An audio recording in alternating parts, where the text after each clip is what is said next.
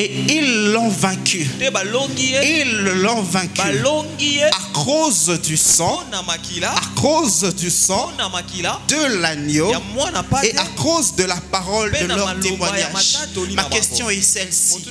Le il, c'est qui? De qui parle l'apôtre lorsqu'il dit il? Ceux qui l'ont vaincu, ceux qui ont vaincu le diable, ceux qui ont vaincu ceux qui étaient avec le diable, ceux qui ont vaincu les œuvres du diable. Je témoigne de la grandeur de Dieu par le fait qu'il a permis que nous puissions nous retrouver aujourd'hui. Est-ce qu'on peut acclamer pour les seigneurs pour cela? Je témoigne parce que durant toute la semaine, j'ai eu, comme le dit l'apôtre Paul, des tribulations dans mon corps. Mais le Seigneur m'a rendu victorieux. Et me tenir devant vous ce matin, c'est la grâce de Dieu. Amen. Je célèbre Dieu aussi dans la vie de son serviteur, le pasteur Jean Cesse. Est-ce qu'on peut acclamer aussi les seigneurs pour cela? Un homme de Dieu merveilleux et un père pour plusieurs. Et je bénis Dieu pour la grâce de l'avoir. Amen. Une très grande bénédiction pour ma vie. Une personne que Dieu utilise souvent pour me canaliser dans la vie afin d'aller vers ma destinée. Et je bénis Dieu pour cela, puisque Dieu l'expose peu à peu. Je voudrais aussi qu'on puisse célébrer Dieu dans la vie de la femme de notre pasteur Mamaline. Est-ce qu'aussi on peut acclamer pour sa vie?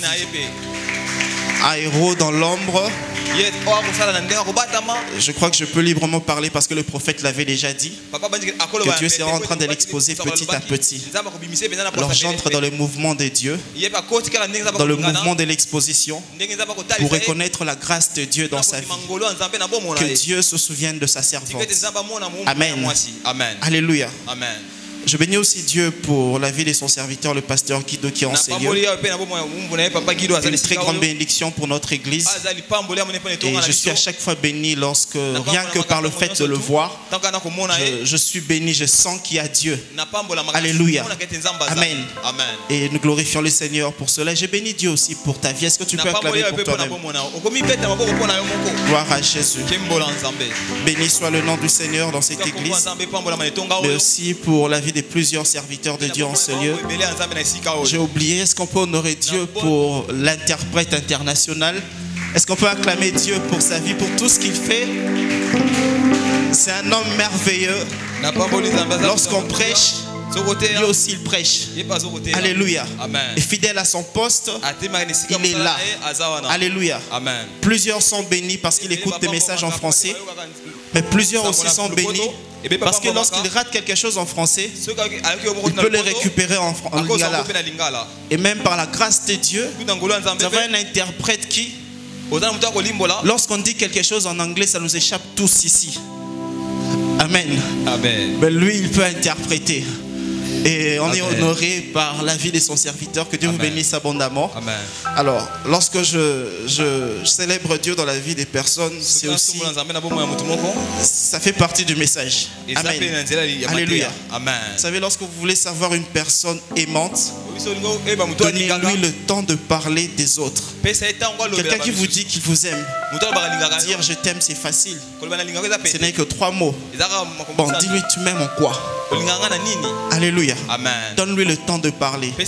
S'il parle pendant 2 minutes, donne-lui encore plus de temps. Une personne qui t'aime beaucoup prendra des heures et des heures pour parler de toi. Une personne superflue qui ne t'aime pas réellement, il aura du mal à expliquer. Il peut s'efforcer en 1 minute, mais il sera limité. Et lorsque nous parlons des autres, lorsque nous célébrons Dieu dans la vie des autres, cela travaille notre amour pour les autres. Cela confirme que nous aimons les autres. Bien-aimé, fais un effort de parler des autres. Fais un effort de reconnaître la faveur de Dieu dans la vie des autres. Alléluia. Amen. Alors ce matin, je me tiens devant nous pour de partager le message que Dieu a mis dans mon cœur à travers de son serviteur. Nous partageons un thème que nous avons commencé qui s'intitule le sang et le témoignage. Nous sommes durant le mois pascal, la Pâque vient de passer. Nous avons célébré la Pâque. Mais la Pâque n'est pas qu'un événement. Alléluia. La Pâque n'est pas un événement. Dimanche de la Pâque est passé, mais la Pâque continue. Parce que la Bible dit que Christ est notre Pâque. Alors, il est bon qu'après le dimanche de Pâques, qu'on puisse aussi continuer de parler de la Pâque. Je bénis Dieu pour l'inspiration qu'il a donné à son serviteur, parce qu'après la Pâque on oublie, après la sainte scène de la Pâque on oublie, on revient à autre chose. Mais comme l'a dit le pasteur Alex dernièrement, il n'y a pas un message plus important dans la chrétienté, qui a plus de valeur dans la chrétienté que celui de la Pâque. Alléluia. Amen. Il y a quelqu'un qui est mort pour nous, qui a donné sa vie pour nous, et qui est ressuscité, qui est à la droite du Père et qui est là pour nous, qui est à notre faveur et en train de témoigner pour nous. Alléluia. Il n'y a pas plus grand message que ça. C'est vrai que nous voulons le mariage, nous voulons les diplômes, nous voulons des promotions. Dieu donne ces choses, c'est vrai, mais il n'y a pas plus important que de réaliser qu'au-delà de ces choses, il a donné sa vie pour nous. Et cette vie parle en notre faveur. Cette vie parle en notre faveur. Et même le thème de ce matin, que j'ai pris du grand thème, je l'ai intitulé le sang, les sangs qui témoignent en notre faveur. Le sang qui témoigne en notre faveur. Je répète, le sang qui témoigne en notre faveur. Je nous propose 3 textes ce matin. Apocalypse chapitre 12, du 9e au 11e verset. Genèse 4, 10. Hébreux 12, 24. Hébreux 12, 24. Genèse chapitre 12, du 9e au 11e verset. Genèse 12, 9 à 11. Je lis au nom du Seigneur. Amen. Il fut précipité, le dragon, le serpent ancien, appelé le diable et Satan. C'est lui qui séduit toute la terre, et il fut précipité sur la terre, et ses anges furent précipités avec lui. Et j'entendis dans le ciel une voix forte qui disait: maintenant le salut est arrivé, et la puissance et le règne de notre Dieu, et l'autorité de son Christ, car il a été précipité, l'accusateur de nos frères, celui qui les accusait devant notre Dieu jour et nuit. Ils l'ont vaincu à cause du sang de l'agneau, à cause de la parole de leur témoignage. Et ils n'ont pas aimé leur vie jusqu'à craindre la mort. Prenons aussi Hébreux 12, 24. Hébreux 12, 24. J'ai lu au nom du Seigneur. Amen. Dit Jésus qui est le médiateur de la nouvelle alliance et du sang de l'aspersion qui parle mieux que le sang d'Abel. Et le sang de l'aspersion qui parle mieux que le sang d'Abel. Genèse chapitre 4, le verset 10.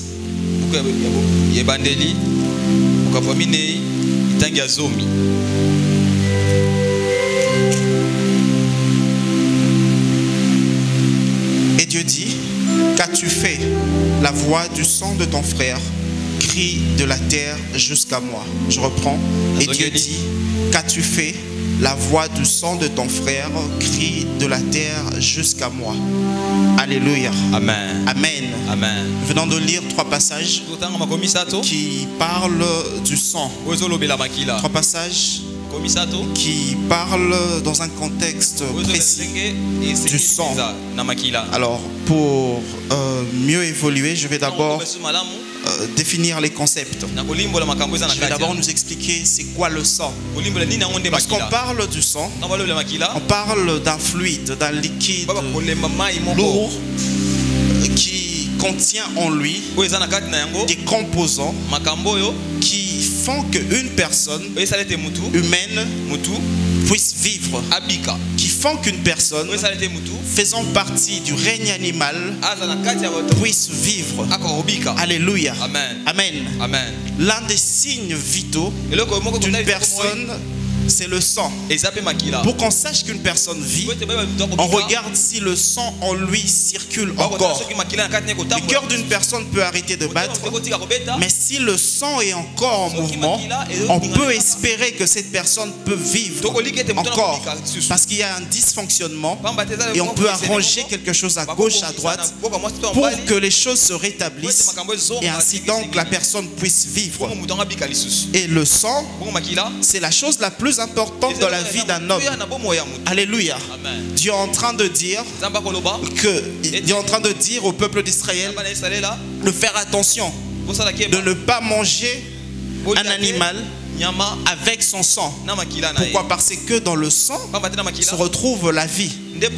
Le sang, en réalité, c'est la vie. Alléluia. Amen. Le sang, c'est la vie.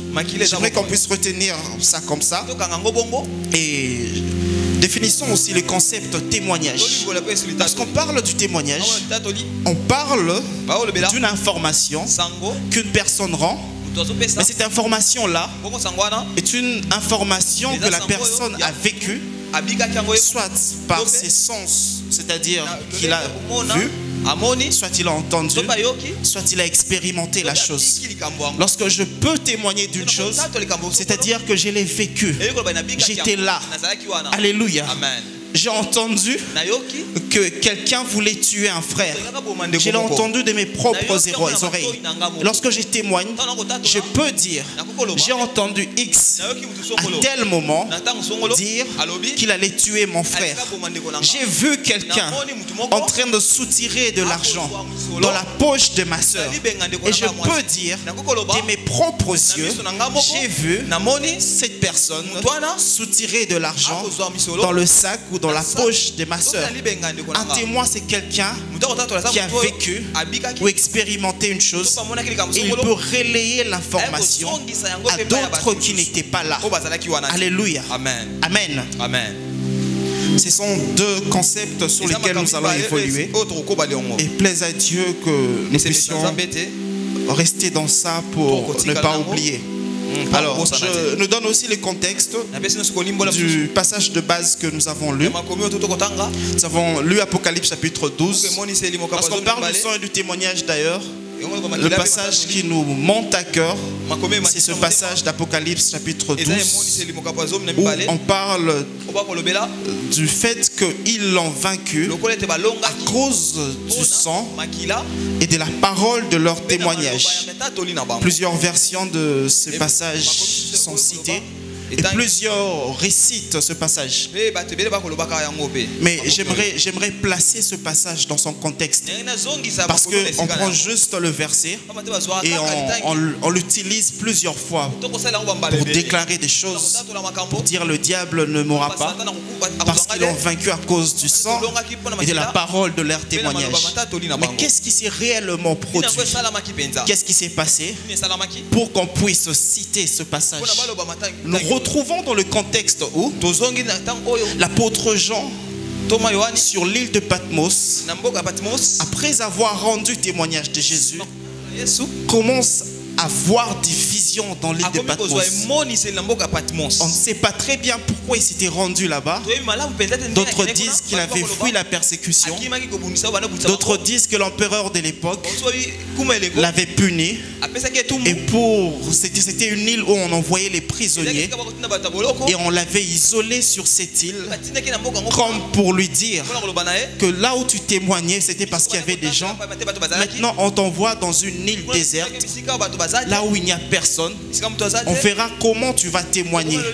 Alléluia. Et les historiens disent sur cette île, c'était une île où il y avait des substances telles que l'air était pollué. L'air était enivrante. Lorsque tu te retrouvais sur l'île de Patmos, tu commençais à avoir des illusions. Tu commençais à avoir des étourdissements. Et les gens qui allaient sur cette île déliraient. il tombait fou. Pourquoi? Parce que l'air était pollué. Alors, on raconte que l'apôtre Jean, il est possible qu'à cause des délires, à cause de l'air environnant, qu'il ait commencé à avoir des hallucinations. Et ces hallucinations ont fait qu'il commence à dire les choses qu'il a dites pour Apocalypse. Je ne saurais dire si je suis d'accord avec eux, mais je peux vous attester une chose. Hallucination ou pas, l'apôtre Jean a eu des visions étonnantes, au point où même si Dieu a utilisé un homme fou pour dire ces choses, ces choses sont quand même extraordinaires et exceptionnelles pour reconnaître qu'elles viennent de Dieu. Parce qu'un fou ne peut pas dire ce genre de choses. Un homme ivre simplement de l'air pollué ne peut pas dire toutes ces choses avec précision. Et nous avons le témoignage aujourd'hui du fait que les choses que l'apôtre a dites sont en train de s'accomplir avec exacte précision. Alléluia. Amen. Peu importe le contexte, sur l'île de Patmos, je sais une chose, que ces messages venaient de Dieu. Alléluia. Amen. Alors, dans cette série de visions que l'apôtre avait, il y a des choses certainement qu'il a vues avec ses propres yeux physiques et d'autres qu'il a vues en vision.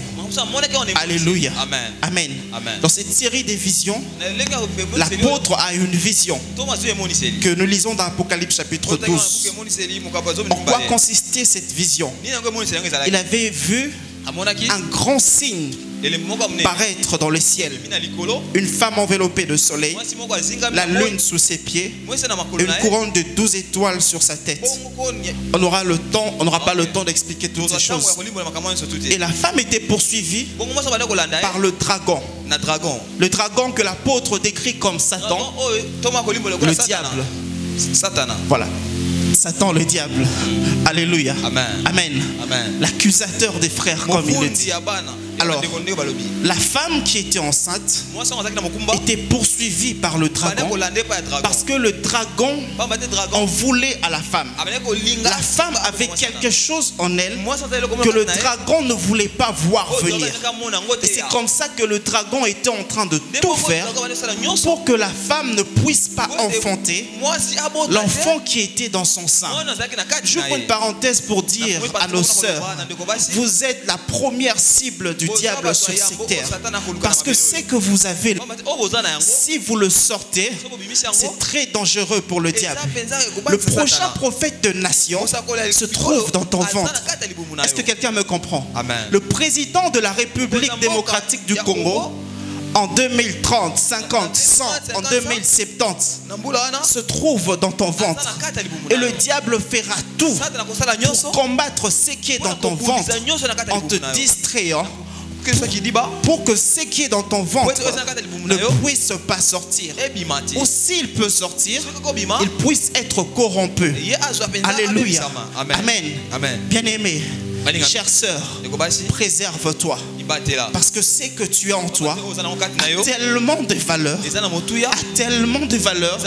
que tu ne peux pas jeter cela en pâture. Rien que pour quelques minutes de plaisir, rien que pour une petite séduction. Alléluia. Amen. Et dans ce contexte, comme je suis en train de dire, le dragon combattait la femme. Mais Dieu, dans sa préscience, Dieu, dans sa grâce, faisait en sorte que même si le dragon pouvait poursuivre la femme, il ne pouvait l'atteindre. Mais souvenez-vous, lorsque la Bible parle d'une chose ici sur la terre, ne vous inquiétez pas, elle s'est déjà passée dans l'éternité. Elle s'est déjà passée dans l'éternité. Cette scène que l'apôtre est en train de raconter, elle s'était déjà produite dans l'éternité et elle s'est réellement produite ici sur la terre sous forme de préfiguration. Mais aussi il y a une scène particulière où il y a une femme née d'un homme et d'une femme appelée Marie qui avait en son sein quelque chose que le diable ne voulait voir venir. Alléluia. Alléluia. Suivez-moi très bien. On part quelque part. le diable était en train de combattre cette chose-là que Marie avait dans son sein. Mais cette scène s'était déjà produite dans l'éternité. Et dans l'éternité, qu'est-ce qui s'est passé? Il se trouve que dans l'éternité, le diable, celui qu'on appelle le grand dragon, Satan, comme l'a dit notre interprète, le diable était, comme qui dirait, l'enfant chéri de Dieu. Il était le premier de tous les anges. La Bible dit qu'il mettait son sceau à la perfection. L'intègre, c'était lui. Le roi, c'était lui. Il dégageait une telle gloire que lorsqu'on voyait le diable, tout se soumettait.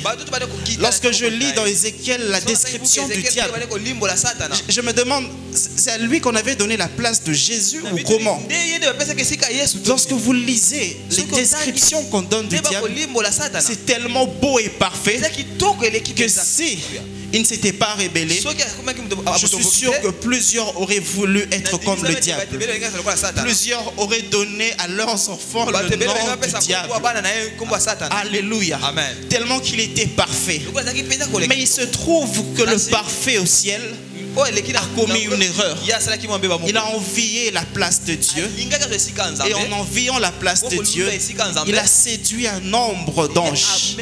La Bible parle d'un tiers d'anges. Et ces anges-là, que le diable a séduit, ils ont fait une guerre dans le ciel.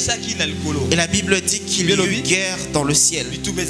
Lorsqu'il y avait guerre, les 2 tiers des anges se sont engagés pour combattre afin de retourner l'ordre. Mais dans cette guerre-là, les anges que le diable avait séduits, j'ouvre une parenthèse, n'étaient pas forcément plus faibles que les autres qui étaient restés. Parmi eux, il y avait aussi des anges forts. Et le diable lui-même était un ange de rang supérieur. Ce qui fait que dans le combat, il y avait confrontation. Il y avait un rapport de force. À un moment, c'était le camp du diable. À un moment, c'était le camp des anges qui étaient encore restés fidèles à Dieu. Alléluia. Mais la Bible me dit une chose, que Dieu envoya Michael. Michael, l'ange. Il se passe une chose. Au lieu que Michael vienne combattre comme les autres anges, au lieu que Michael vienne prendre des épées pour combattre le diable, Michael utilise une méthode qu'on n'avait jamais utilisée avant. Une méthode peu conventionnelle. Il y a eu guerre dans le ciel, je ne sais dans combien de temps. Ça se passe dans l'éternité. Michael utilise une arme peu conventionnelle. La Bible dit dans Apocalypse, lorsque vous lisez bien, je vais lire ça.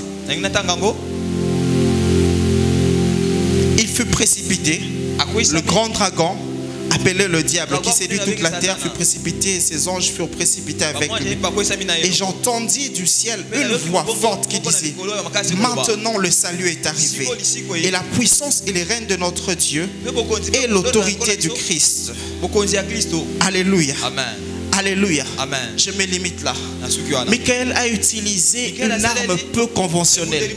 Et cette arme-là, c'était l'arme qu'on appelle le sang de l'agneau. Alléluia. Amen. Le sang de l'agneau immolé avant le fondement de la terre. Avant que la terre n'existe. Dans le temps ancien, l'agneau de Dieu immolé, c'est l'arme que Michael avait utilisée pour faire cesser le combat. Jusque-là, le combat persistait. Jusque-là, les 2 tiers des anges ne savaient que faire pour arrêter le combat. Mais lorsque Michael vient, il fait intervenir le sang. La Bible dit qu'il fut précipité et lui et ses anges. Je ne sais pas si vous comprenez lorsqu'on parle de précipiter. Alléluia. Précipiter, ça veut dire... Permettez que j'utilise ça. Vous voyez, précipiter, ça veut dire ça. Alléluia. Ça veut dire On ne sait pas comment il va tomber. Il ne s'attendait pas à ça. Il a été surpris et on l'a jeté. Alléluia. Ça veut dire quelque chose de plus puissant, de plus fort, à laquelle il ne s'attendait pas, est venu le jeter.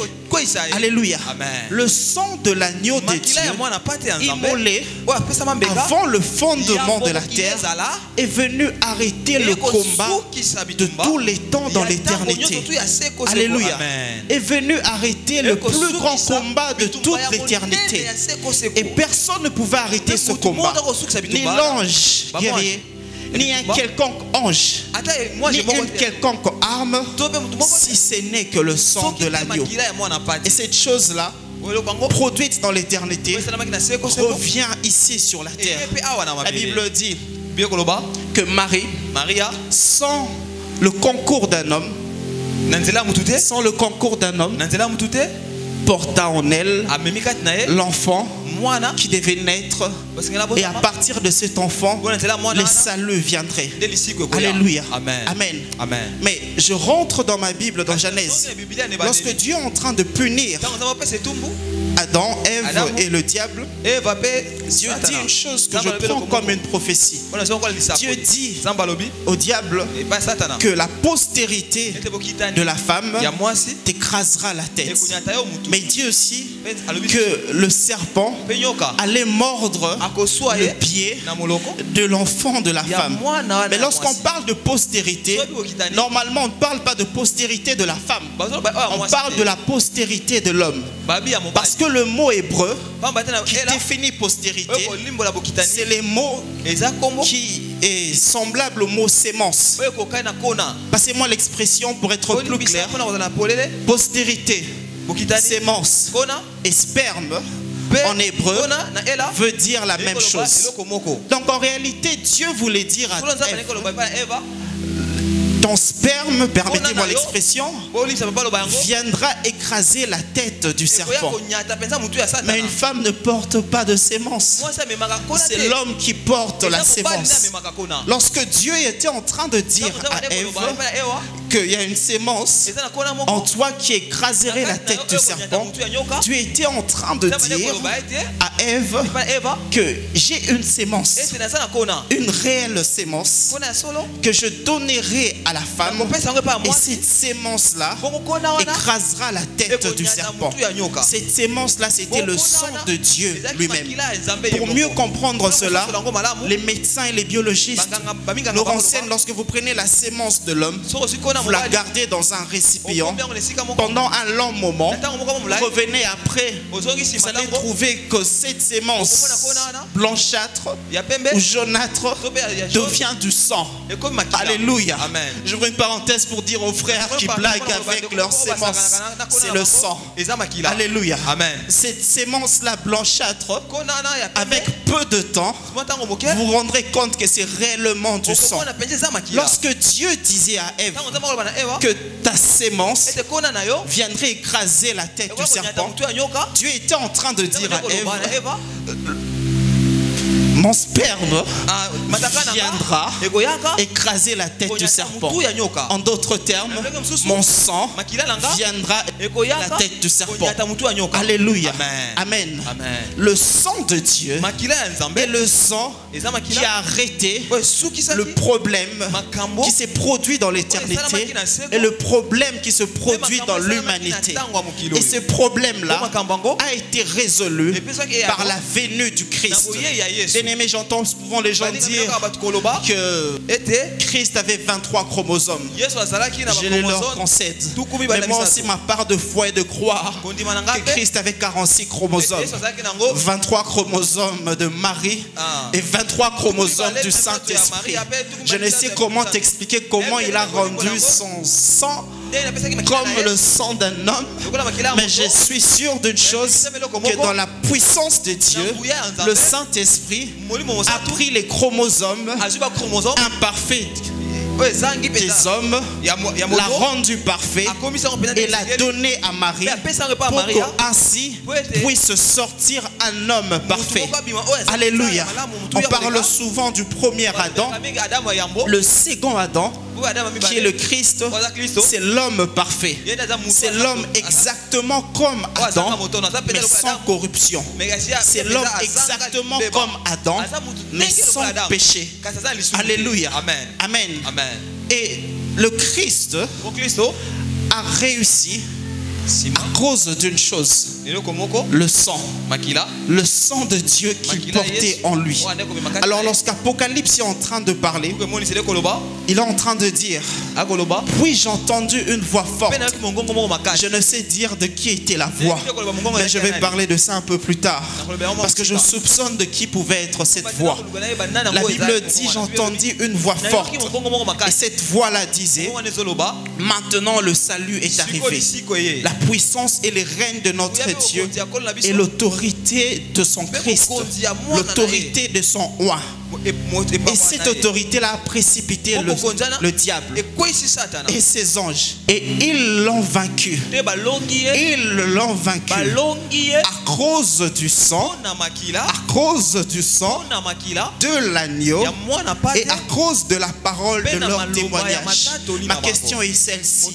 Le il, c'est qui? De qui parle l'apôtre lorsqu'il dit il?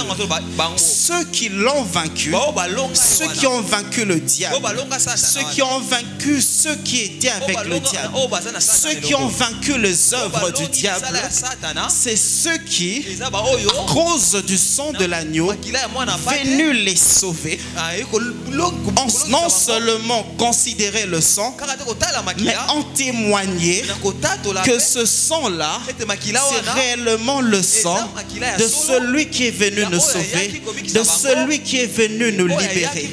Alléluia. Est-ce que je suis en train de parler à quelqu'un? Le sang de l'agneau et la parole de leur témoignage, ceux que cela concerne, ce sont ceux qui ont cru en Jésus-Christ et ceux qui témoignent que ce sang-là, c'est réellement le sang de Dieu. Le sang venu pour nous sauver, le sang venu pour nous délivrer, le sang venu pour nous racheter de notre vaine manière de vivre, le sang de l'agneau. Alléluia. Amen. À cause du sang de l'agneau, la guerre s'est arrêtée au ciel. À cause du sang de l'agneau, le diable et ses anges furent précipités. À cause du sang de l'agneau, la victoire sur le monde est arrivée. À cause du sang de l'agneau, nous sommes sauvés, toi et moi. Alléluia. Alléluia. Amen. Et c'est ça le plus grand message de la chrétienté. C'est ça le plus grand message de la chrétienté. Tout passe par le sang. Tout passe par le sang de l'agneau. Mettez tout. Mais lorsque vous enlevez à le sang, ces choses-là perdent de leur valeur. Ces choses-là sont appelées à disparaître. Si le plus grand mystère de la vie humaine demeure jusqu'à présent le sang, le plus grand mystère de la création, de l'éternité, demeure aussi le sang de Dieu. Parce que quelqu'un peut vous expliquer d'où viennent les anges. Quand est-ce que les anges ont commencé à être créés? Mais personne ne peut vous expliquer le mystère du sang de Dieu. Personne ne peut vous expliquer le mystère de ce que compose réellement le sang de Dieu. Parce que lorsque Dieu constituait son sang, personne n'était là. Alléluia. J'aimerais dire quelques vérités sur le sang. Lorsqu'on parle du sang, le sang, c'est le plus grand témoin de la vie des hommes. Alléluia. Le plus grand témoin de la vie des hommes et le plus grand témoin de l'éternité, le plus grand témoin de tout ce qui existe et de tout ce qui n'existe pas, c'est aussi le sang de Dieu. Alléluia. Amen. Le sang de Dieu témoigne de tout. Le sang de Dieu a tout vécu. Bien aimé, même quand tu dors, ton sang est conscient des choses qui se passent dans ta vie. Bien aimé, même quand tu ne sais pas, ton sang lui est conscient. C'est ton sang qui a le plus d'informations sur toi-même que toi-même. Alléluia. Amen. Lorsque nous allons à l'hôpital, on nous renseigne sur l'état de notre santé par rapport au sang. Lorsque je ne sais qui est mon père, qui est ma mère, je vais à l'hôpital, on peut me dire qui est mon père, qui est ma mère à cause du sang. Par le sang, on peut me dire le genre de caractère que j'ai. Et même on peut me dire la destinée que j'aurai. Alléluia. Amen. Amen. Amen. Par le sang, j'ai les informations de ma vie. Alléluia. Amen. Par le sang, je peux avoir des informations sur ta vie. Alléluia. Amen. Et par le sang de Dieu, nous avons l'information sur l'éternité. Alléluia. Amen. Tout ce qui peut se produire, et même tout ce qui ne se produit pas, se trouve dans le mystère du sang de Dieu. Alléluia. Est-ce que je parle à quelqu'un? Et ce merveilleux sang, c'est le sang qui est la chose la plus puissante qui puisse exister. Dieu, par son amour, dans Jean 3,16, la Bible dit: car Dieu a tant aimé le monde qu'il a donné son Fils unique, afin que quiconque croit en lui ne périsse point, mais qu'il ait la vie, pas n'importe quelle vie, mais la vie éternelle.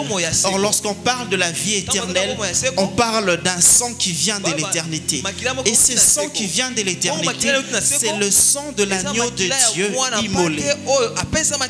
Amen. Amen. Alors, puisque je parle du contexte, c'est ce sang de l'agneau de Dieu que lorsque nous témoignons, nous avons la victoire sur le monde, sur le péché, sur le diable, sur tout ce qui peut nous résister.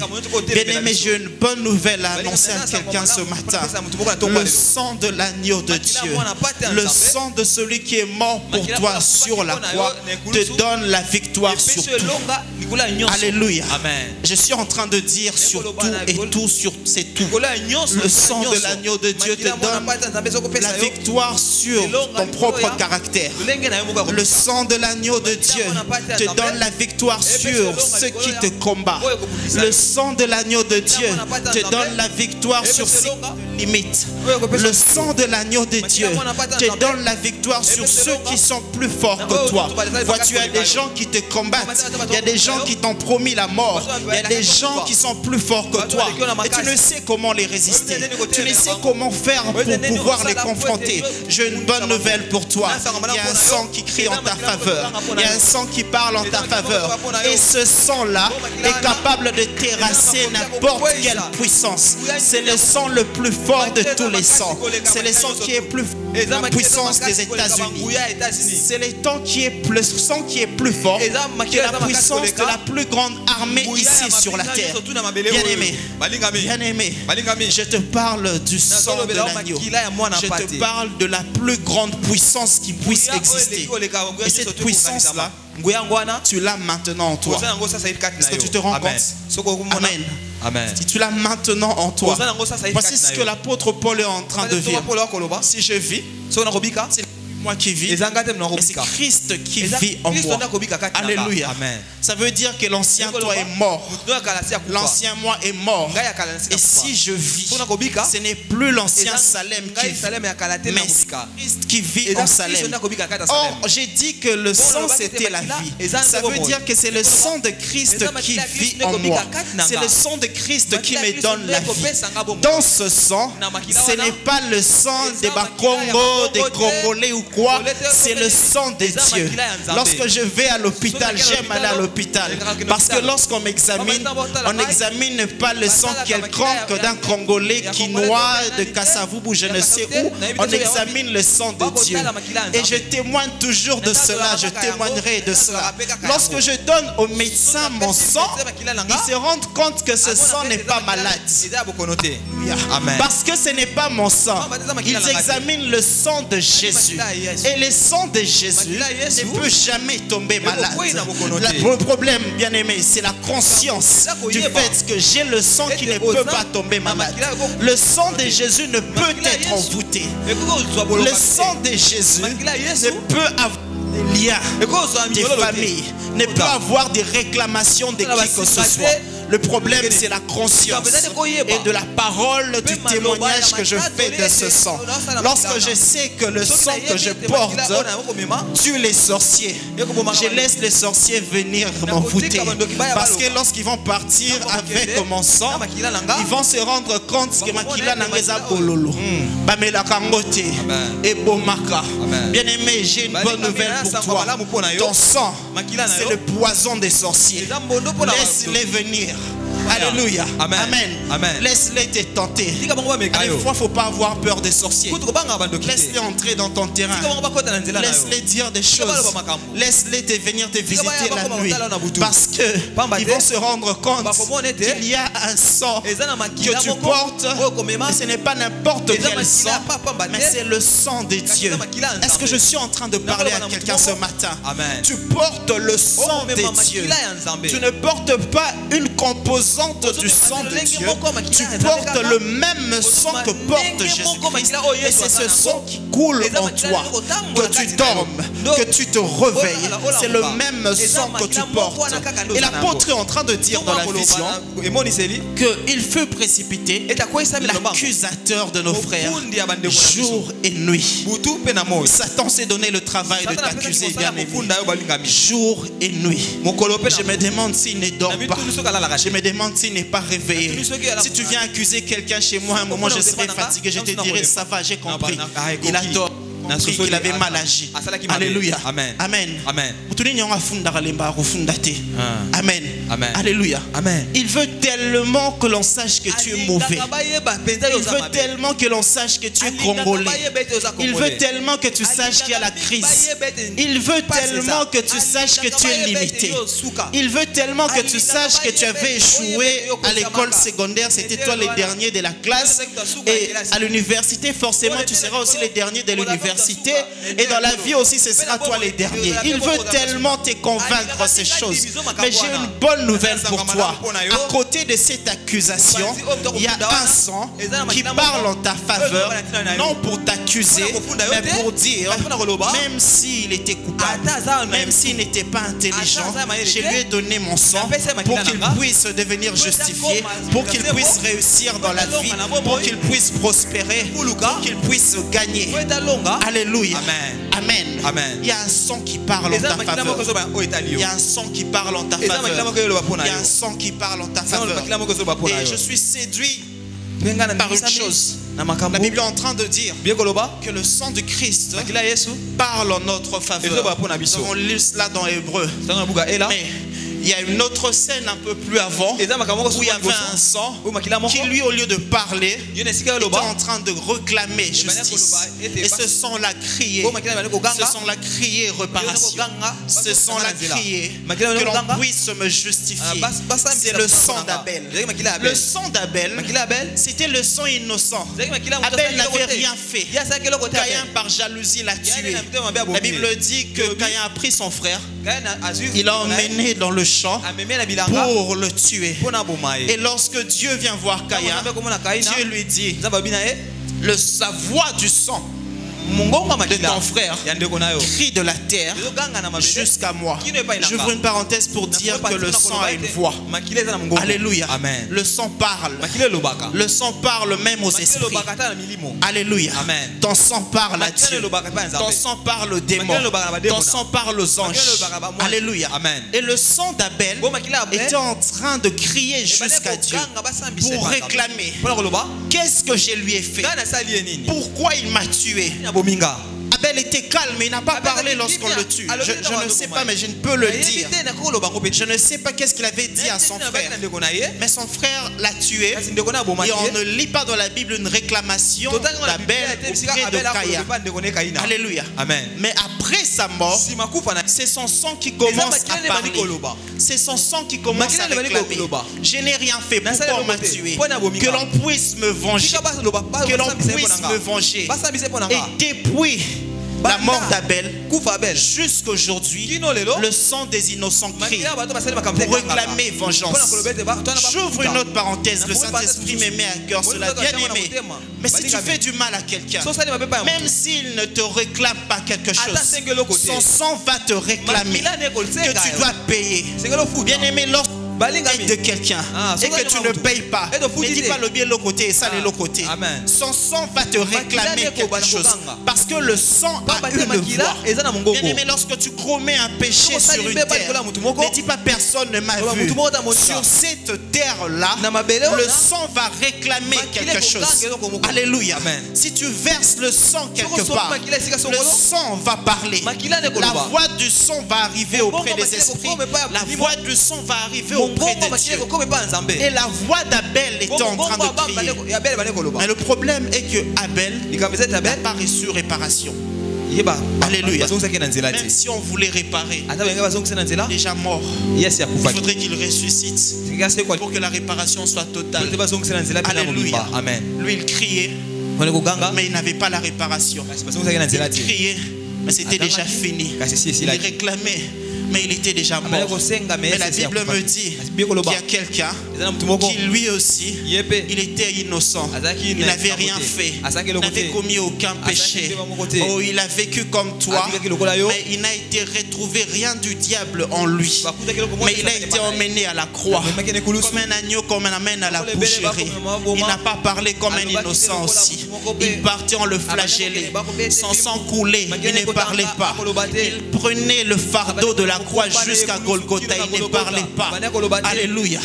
Et lorsqu'on le tue, lorsque son sang coule à la croix, au lieu qu'il puisse crier, au lieu qu'il puisse dire Père, venge-moi, Père, qu'est-ce que j'ai fait pour qu'on puisse me tuer?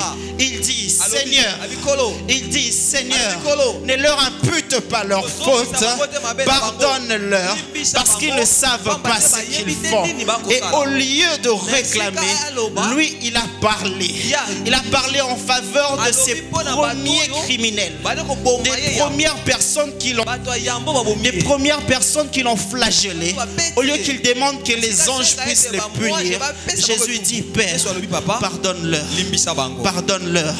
Bien-aimé, si Christ a pu demander le pardon pour les soldats romains qu'il avait flagellés, qu'il avait transpercé les côtes, à combien plus forte raison toi? Alléluia. Amen. Le jour où on l'a tué, tu n'étais même pas là. Tu n'as pas participé au crime. Alléluia. Amen. Pourquoi il pardonnerait à ces soldats? Alléluia. Pourquoi il pardonnerait à ces soldats qui sont coupables et il ne te pardonnerait pas toi aujourd'hui? Alléluia. J'ai une bonne nouvelle pour toi. Le sang de Jésus-Christ parle en ta faveur. Même si tu as péché, il parle en ta faveur.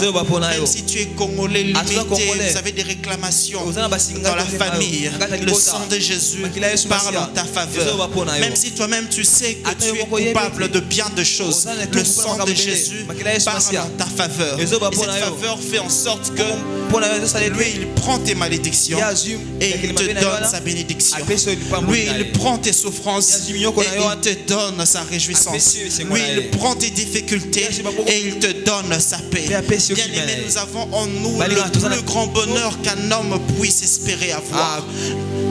Nous avons en nous le plus grand bonheur qu'un homme puisse espérer avoir. Nous avons le sang de Dieu, le sang qui parle pour nous. Il ne crie pas parce qu'il sait qu'il a le pouvoir d'accomplir ce dont nous avons besoin.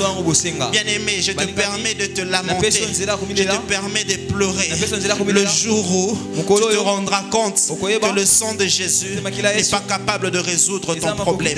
Mais lorsque tu sais que le sang de Jésus est capable de tout, sois calme. Sois calme. Voyez celui qui crie, réclame parce qu'il est agité, il ne sait pas si ça va marcher ou pas, alors il doit fournir plus d'efforts pour avoir ce qu'il réclame. Mais celui qui parle est dans l'assurance. Il sait qu'il a tout accompli. Je veux le dire à quelqu'un ce matin, Christ a tout accompli. Il sait que depuis l'éternité, il a été immolé. Il sait qu'il a réellement écrasé la tête du serpent.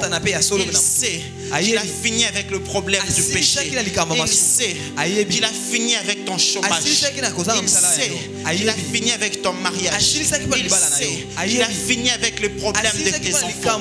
Il sait qu'il a fini avec tout. Et c'est ainsi qu'il a dit, tout est accompli. Bien-aimé, Christ a tout accompli. Pourquoi te lamenterais-tu? Pourquoi aurais-tu peur? Pourquoi craindrais-tu les petits sorciers de la famille? Du reste, ils sont des sorciers de la famille. Au-dessus d'eux, il y a beaucoup d'autres démons qu'eux-mêmes ils ne connaissent pas. Beaucoup d'autres démons que si eux ils s'approchent d'eux, on va les chasser. Ils n'ont pas les rangs de ces démons. Mais moi, ma Bible me dit que Christ a écrasé la tête du serpent. Alléluia. Christ, c'est qui? C'est Dieu, n'est-ce pas? Alléluia. Christ, c'est qui? C'est mon sauveur. Et ma Bible me dit aussi que moi, toi et moi, nous sommes l'église, le corps du Christ. Ça veut dire que toi et moi, pour la place au lingi, vous avez Paul, vous avez l'inzaka, vous avez genou, vous avez la cheville à Christ, vous avez corps du Christ. Et la bonne nouvelle est que tout le corps du Christ a écrasé la tête du serpent. Lorsque je parle du serpent, je parle du chef du monde des ténèbres. Vous voyez, la tête de leur chef se retrouve sous nos pieds. Alors, les petits sorciers, quelle est leur valeur? Alléluia. Quelle est leur valeur devant toi? Bien-aimé, tu donnes le pouvoir. Tu donnes le pouvoir aux sorciers. Tu donnes le pouvoir aux problèmes. Tu donnes le pouvoir à la malédiction. Lorsque tu commences à craindre ces choses, j'aimerais te dire ce matin, il y a un sang qui parle en ta faveur. Donne le pouvoir au sang qui parle en ta faveur. Réalise que ce sang, c'est le sang le plus merveilleux qui te donne autorité sur tout. Et ainsi donc tu n'es plus comme n'importe qui. Ainsi donc ta vie n'est plus comme la vie de n'importe qui.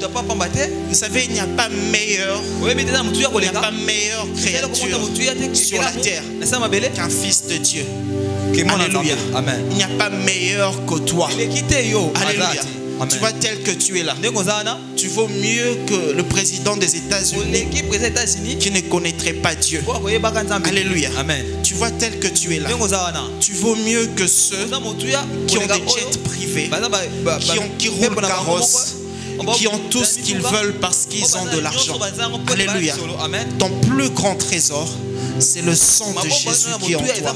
Mais le problème est que lorsque tu ne réalises pas cela, tu commences à mourir comme un prince quelconque, alors que tu es un Dieu. Est-ce que je parle à quelqu'un ce matin? Je veux le dire à quelqu'un que tu as Dieu en toi. Et ta vie est un témoignage. Vous voyez, si ta vie est un échec, et toi et Dieu, vous serez un échec. Et le témoignage de Dieu va mal partir. La renommée de Dieu va mal partir. On saura que Dieu est un échec. Et Dieu ne peut pas permettre d'être un échec. Voilà pourquoi il est aussi obligé à te faire réussir. Tu vois, si aujourd'hui tu tombes encore dans le péché et que Dieu t'abandonne, le diable dira c'est moi qui ai gagné. Or la Bible me dit que Christ n'est pas venu pour que les brebis s'égarent, mais il est venu pour les sauver. Je suis venu te dire que la victoire est dans notre camp. Le bonheur est dans notre camp. La prospérité est dans notre camp. Parce que nous avons un sang qui parle en notre faveur. Cela ne dépend pas de ce que tu es aujourd'hui. Cela ne dépend pas de ce que tu étais hier. Cela dépend de ce que tu vois devant toi. Le sang de l'agneau de Dieu. Le sang de l'agneau de Dieu. Le sang de l'agneau de Dieu.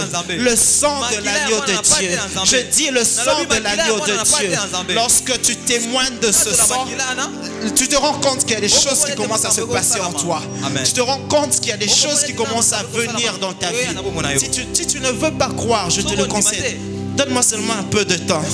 Reviens voir ma vie. Peut-être que tu auras un témoignage de plus du sang de l'agneau. Et j'ai une bonne nouvelle pour toi. Donne-moi un peu de temps. Tu vas témoigner que tu es vivant dans ma vie. Et j'aimerais que tu puisses avoir cette déclaration de foi. Oh, quelqu'un est en train de te voir aujourd'hui. Azo minimiser. Azo seka dit lui, attends un peu. Laisse-moi confesser les sangs de l'agneau. Les sangs de l'agneau. Les sangs de l'agneau. Les sangs de l'agneau. Et puis ça va être ta tour après. un mois. Et puis ça va être à tour après 1 année, 2 ans, 3 ans. Ils vont tous s'étonner pour dire, c'est cette personne-là que j'avais laissée hier. Et tu leur diras, nous l'avons vaincu à cause du sang de l'agneau et de la parole du témoignage que nous avons de l'agneau de Dieu. Bien-aimés, nous avons la plus grande puissance que l'on puisse espérer avoir sur la terre. La plus grande puissance. Et avec ce sang de l'agneau, tu peux tout faire. J'ai décidé dans ma vie de ne m'accorder aucune limite. Je sais que j'ai des limites. Je sais que j'ai échoué dans ma vie plusieurs fois. Je sais que j'ai aussi réussi. Mais ces choses-là me limitent. J'ai décidé de m'attendre à Dieu. Et avec Dieu, je sais que tout est possible. Et je crois que Dieu peut m'emmener là où aucun Congolais n'a jamais été. Là où aucun membre de ma famille n'a jamais été. Je crois que Dieu peut faire avec moi ce qu'aucun homme n'a jamais fait. Et je voudrais dire à quelqu'un aujourd'hui, il suffit juste de croire. Je témoigne du Dieu vivant. Dans ma vie, je peux témoigner qu'il y a des choses que Dieu a faites avec moi qui n'a jamais fait ça avec quelqu'un sur la terre. Même pas dans la Bible. Alléluia. C'est ma foi. Alléluia. C'est ma foi. Et j'ai une bonne nouvelle pour toi aussi. Il y a des choses que Moïse n'a jamais faites. Abraham n'a jamais fait. David n'a jamais fait. Que toi tu feras. Que toi tu feras. Que toi tu feras. Si et seulement si tu crois en la puissance de l'agneau de Dieu. En la puissance de l'agneau de Dieu. Ne te limite pas, bien-aimé. Ne limite pas ta vie par rapport à ton histoire, par rapport à ton entourage. Ne te limite pas par rapport à ce que grand frère a fait, à ce que grande sœur a fait. Ne te limite pas à ces choses. Garde tes regards fixés sur le sang de l'agneau et attends-toi à tout. Alléluia. Attends-toi à tout. Attends-toi à tout. Bien-aimé, les enjeux sont tellement grands. Je finis par là. Que si tu reçois une bénédiction ordinaire, il est possible que cette génération puisse continuer à vivre les mêmes réalités qu'autrefois. Je suis en train de te dire, si tu n'espères qu'avoir une parcelle, 1 ou 2 voitures, alléluia. Amen. À peine payer l'argent de l'université pour tes enfants. Cible que tes enfants et ceux qui t'entourent vivent les mêmes réalités que toi. Alléluia. Amen. Il faut que tu arrives à un niveau où tu vas atteindre une grande prospérité au point que il y en aura suffisamment pour toi, suffisamment pour tes enfants, suffisamment pour tes frères, suffisamment pour tes sœurs, suffisamment pour ceux qui dépendent d'eux aussi. Et s'il y en a suffisamment, eux aussi ils peuvent donner aux autres. Voyez-vous, vous devenez une source de bénédiction. Mais si tu ne te contentes que de recevoir une bénédiction pour toi, une bénédiction ordinaire, il est possible que nous puissions revivre les mêmes réalités. Or, avec Dieu, nous faisons des exploits. Et j'aimerais t'exhorter à un grand exploit ce matin, à être la page de clôture de l'histoire de ta famille, dans la pauvreté, dans la malédiction, dans la sorcellerie, et à être la page introductive de la bénédiction dans ta famille, dans ton pays, dans le monde. Bien-aimés, nous sommes appelés à changer l'histoire. Nous sommes appelés à changer les choses à cause du sang de l'agneau. À cause du sang de l'agneau. Les enjeux sont tellement grands. Et si nous nous contentons d'être des hommes ordinaires, la génération future va payer de notre paresse. La génération future va pleurer comme nous aussi nous avons pleuré. Je refuse que mes enfants puissent pleurer comme moi j'ai pleuré. Je refuse que les prochains Quinois dans les 20 ans, 50 ans après puissent connaître les mêmes réalités que nous connaissons aujourd'hui. Et le Quinois qui va changer ces choses, c'est le Quinois qui a le sang de l'agneau, qui croit au sang de l'agneau ce matin, qui est en train de l'écouter. Alléluia. Amen. Tu es capable de tout. Tu es capable de tout. À cause du sang de Dieu qui se retrouve en toi. Lorsque tu témoignes de ces choses, il ne suffit pas seulement de témoigner parce que le sang, vous voyez, la Bible dit à cause du du sang et de la parole de leur témoignage. Ce sont des conséquences. Alléluia. Amen. Amen. Ce sont des conséquences. Il ne suffit pas seulement de témoigner. Il y a des choses qui entourent ces témoignages. Il y a des choses qui entourent ce témoignage. Dieu n'est pas paresseux, bien-aimé. Il y a des choses que Dieu est en train de faire dans ta vie. Il y a des choses que Dieu est en train de faire bouillonner en toi pour que lorsque tu les accoucheras, le monde change. Le Congo change. Kinshasa change. Ta famille change.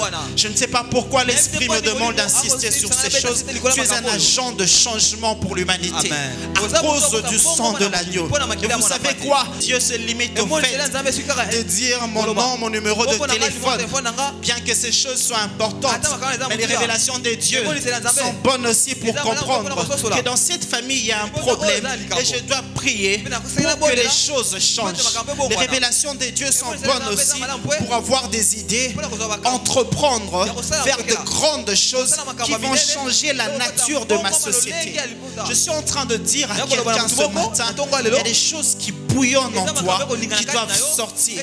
Si et seulement si tu comprends que tu as le sang de Dieu et tu témoignes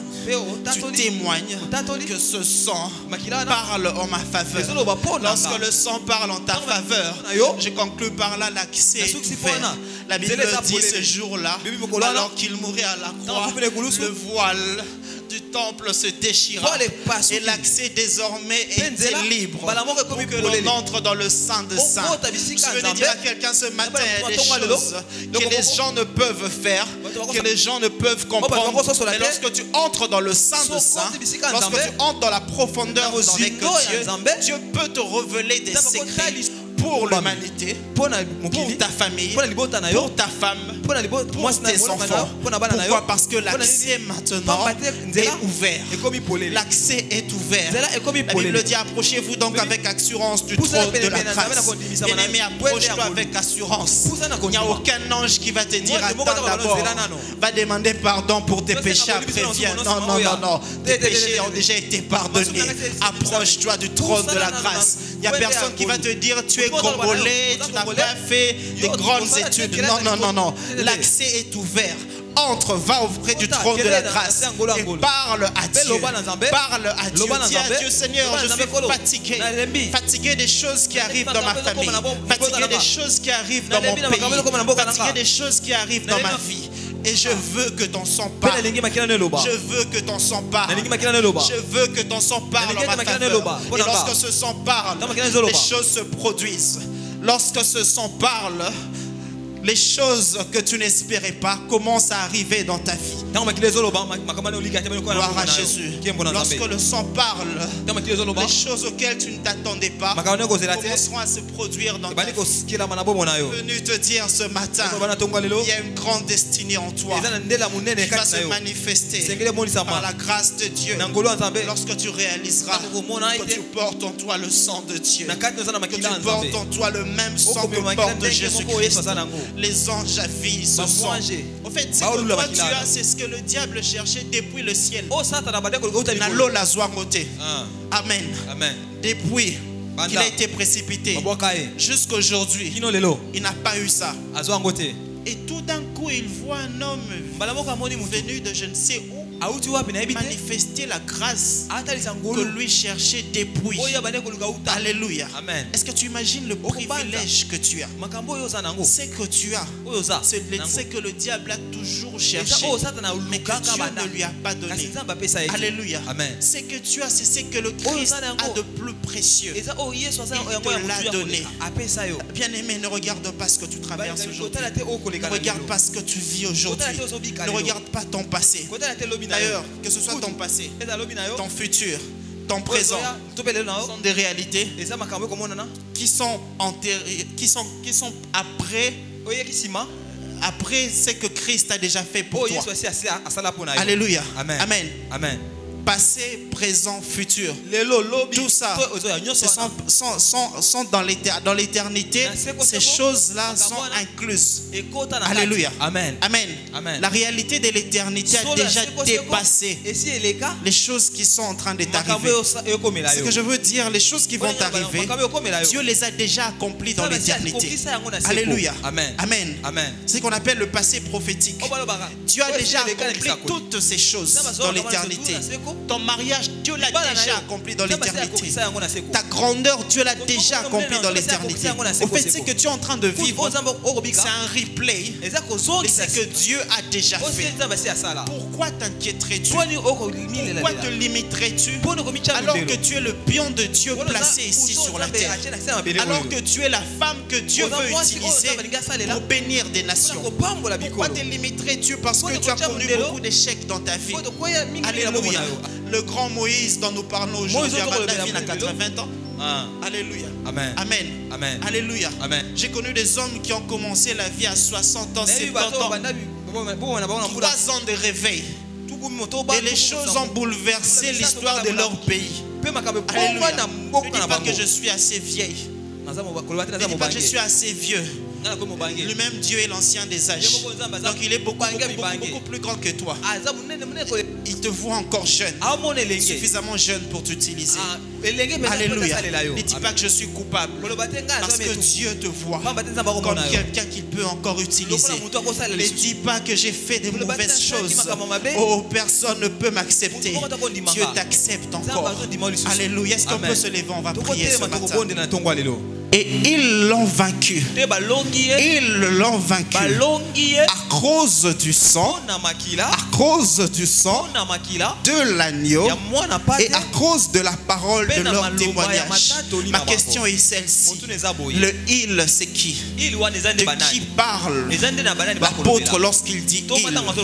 Ceux qui l'ont vaincu, ceux qui ont vaincu le diable, ceux qui ont vaincu ceux qui étaient avec le diable, ceux qui ont vaincu les œuvres du diable